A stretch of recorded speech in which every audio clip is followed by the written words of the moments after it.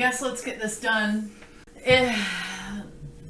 It's my show now. It's also my fiance's birthday. Oh no. Alright. The thing is, I have to make him a red velvet cake. Because if I don't, he'll leave me. Anyhow, I've got the stuff ready to go. Let's roll up our sleeves and get to it. In this bowl, I have some butter that I've removed from its natural protective casing with a mountain of sugar. Alright, so what I'm going to do now is I'm going to... Oh, God. Anyway, here we go.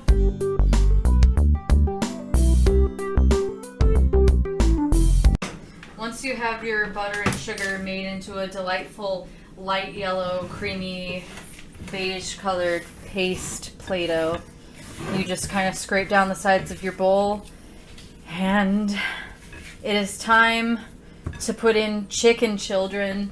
I've let these come to room temperature because I am an anarchist. Man. Oh, do you ever... Well, it doesn't matter. Alright, beat the eggs in one at a time. You're only doing 2, so just calm down.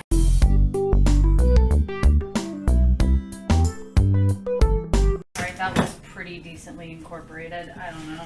Oh my god! It's... Stop it! Life is a reprint. Scrape down the sides of your bowl again because life is a repetitive nightmare. This other chicken child. Throw away its house. That's vacated now. And you know what? With the second egg, I like to throw in my vanilla juice. I'm supposed to put in a teaspoon, but who knows? That looks right. I guess. And just beat that up. Because your life is out of control. This is the part where we give the cake batter the red part of red velvet cake. You're going to take some cocoa powder and just mix that with 1 ounce of the blood of your enemies. Throw that away, along with all those horrible memories. Get a spoon or some other stirring device and think about all your hatred while you stir these together into sort of a miserable paste. It's not going to come together very well at first, but if you stay determined and you don't give up, eventually it'll do what you want. Give me an appearance. We've been visited by a Rugel. You can't have flour. That's not for you. And so now you have something that looks like this. Well, what do you know? Everything's ruined. Alright, and then plop, plop. If you topple over one more time, you're dead to me. Anyway, mix this up. Well, I've put my cocoa paste in with all this stuff. In this bowl, I have cake flour and salt. Cake flour is really important because it is, and salt, you just can't, you have to have salt. So you're putting in about 1/3 of this mixture, then repetition, repetition, repetition, go! Okay, and so now we're gonna put buttermilk in here. Half of it.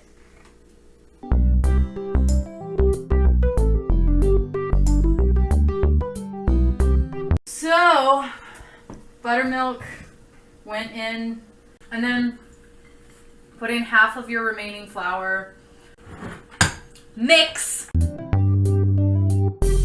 Okay, give it the old scrape down. Yeah! Let's put in the rest of our milk of butters. And again. Most of baking is scraping all kinds of things. Scraping down the sides of the bowl, scraping your dignity off the floor. Okay, and then the last bit of your flour mixture, and then you can discard this bowl forever. Beat it up! Alright, well, you're probably thinking, wow, what a failure you are, Jackie! That looks like pink velvet, not red velvet. And all I have to say to you is, why can't you just have a little more faith in me? Okay? I've been baking since I was like 14. Earlier than that, okay? I think I know what all that matters is it's gonna look red. So, last step, because I know you're all eager to leave, baking soda, vinegar. All right, get ready for this to fizz up. Oh boy. And then that goes, and go ahead and beat that in there, because that's your leavening. That's what's gonna poof up the cake. And I'm just gonna run this mixture for a hot second because it needs to get aerated, so it'll be fluffy.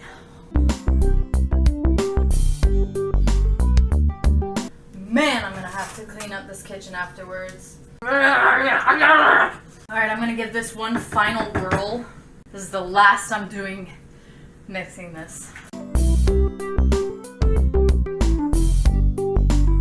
Alright, won't be needing you for a while.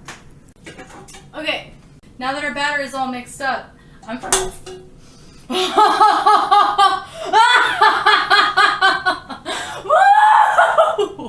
That was a close one.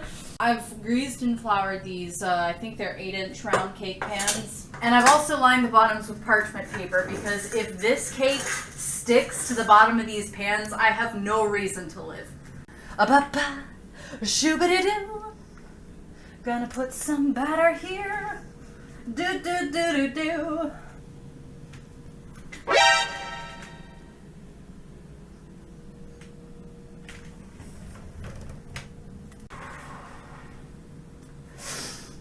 Well, you'd better be kidding me right now.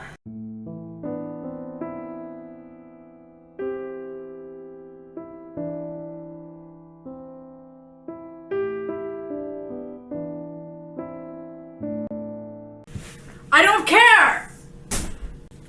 Anyway, so then you're gonna give your cake batter a bit of a spread down. Give them one of these. And one of these, that gets rid of any extraneous air bubbles. Let's go in the oven, about 350 degrees. And as the timer ticks away 20 minutes of my precious existence, these will bake, and we'll revisit this dilemma when the timer goes off. And then that's a whole other nightmare that we're just gonna have to get through together however we can. Well, the cakes look to be done. Removing them now from the cooking box. And for now, I have to let these sit for a second, and then I'm going to invert them onto cooling racks for them to, you know, cool. I sawed off the top of the cakes with a serrated knife because I want that spongy interior to be nice and exposed. Because over here on the stove, I'm making a simple syrup, which is equal parts sugar and water that I bring to a boil, and I'm gonna drizzle it on the cakes. And that's so that they will be super moist and super delicious. And I'm gonna just kind of soak this into my cakes, gonna give it a little drizzle drizz. This is the key, because homemade cakes tend to dry out like a lot of your hopes and dreams. And then while these are soaking up all that delicious sugar water, I'm gonna make the cream cheese frosting. I've got cream cheese in here because that's the most delicious of the cheeses that are commonly used in frosting. And now it is time to perform the ceremonial flopping of the butter. And now I'm gonna mix it up. And again with the vanilla juice. swoop. We're gonna put in our powdered sugar. I just like to kind of ribbit-dip. I like to courtesy stir so I don't make a mess of my life. Oh, who am I kidding? I already have. Again with the scraping, again with the powdered sugar, and we just kind of do-do-do. Throw in some more of that. Alright, it looks like it needs some milk. And I say it looks like it because I've made this frosting more than I've made friends in this world. And I know it pretty intimately. Now I just like to jab my spatula in there and just kind of feel it. And to me, that feels like it could be a little bit stiffer. I've gone and made it too soft now. Just gonna throw in a little bit more powdered sugar like that. And we're gonna do a final mix down.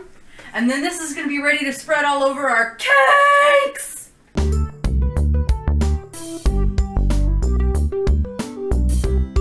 Sorry, I just felt like I had something in my mouth, like a wood chip. Yeah. So that's all mixed. So it's ready to put on our cooled cakes. I put that one on the bottom of our cake carrier thing, and then I just take a blob of frosting and I go, oh no, oh what? And then I do that again. Oh, the humanity, why? And then maybe one more little, what? Okay, and then I give that a little spread of lead. There's no actual lead in this. I'm gonna take layer number 2. I'm gonna do one of these. And one of these. And then I'm going to frost the top and the sides. You can probably stop filming for a little bit here. Alright, and I have frosted the top and sides of this cake. And unfortunately, you're not gonna get to see the reveal until tomorrow, because this is being served at my fiance's birthday party. But we're just going to take some red sugar and kind of sprinkle haphazardly, just so that people know that the inside of this cake is going to be red, or at least they can reasonably infer that that will be the case. And hibbity-jibbity, flibbity-wibbity, what do you know? I made a thing, and it's finished.